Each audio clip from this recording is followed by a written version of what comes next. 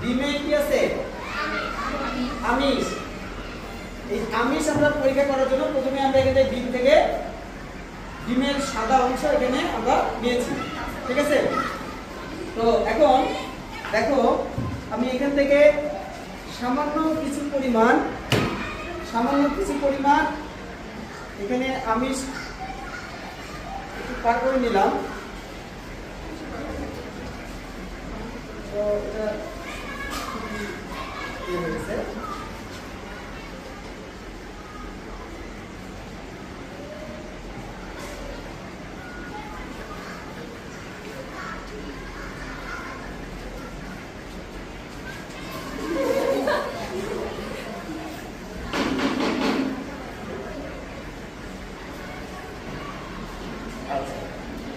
দেখো আমি সামান্য পরিমাণ আমি দিয়েছি এখানে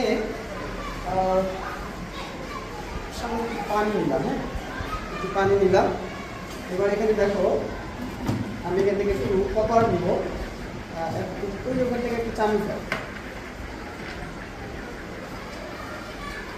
আচ্ছা তুমি উঠাও, হালকা করে একটু উঠে নাও। আচ্ছা কপারের দ্রবণ দিতে বলা হয়েছে, একটু হালকা করে কপার দ্রবণ। তাহলে এখানে কপারটা দ্রবণটা তৈরি করে নিই, ঠিক আছে? দেখো এখান থেকে আমি কপার সালফেট দ্রবণ প্রস্তুত করে নিলাম। কপার সালফেট দ্রবণ প্রস্তুত করে নেওয়ার পরে আমি এখানে সামান্য পরিমাণ একটু কপার যোগ করলাম। তবে বিক্রিয়া হওয়ার জন্য, বিক্রিয়া ভালোভাবে বোঝার জন্য সবসময় আমরা একটু করে পানি একটু ব্যবহার করতে পারি। এরপরে দেখো এখানে বলা হয়েছে পটাশিয়াম হাইড্রোক্সাইড আর সোডিয়াম হাইড্রোক্সাইড।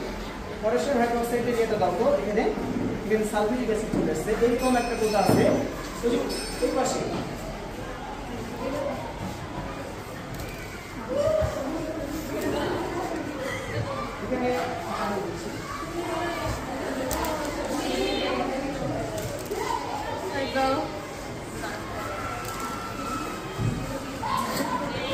এখানে আছে হচ্ছে যে পটাশিয়াম হাইড্রোক্সাইড অথবা সোডিয়াম হাইড্রোক্সাইড।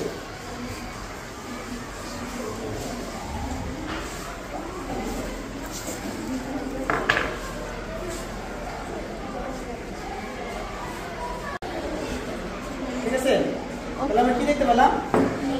নীল পদ্মরাজের, ঠিক আছে, নীল কালার হয়ে গেল। তাহলে এই যে নীল কালার হলো, এই নীল কালার থেকে আমরা বুঝতে পারলাম যে এখানে কি আছে? আমিষ আছে। সবাই কি বিষয়টা কি একদম ক্লিয়ার?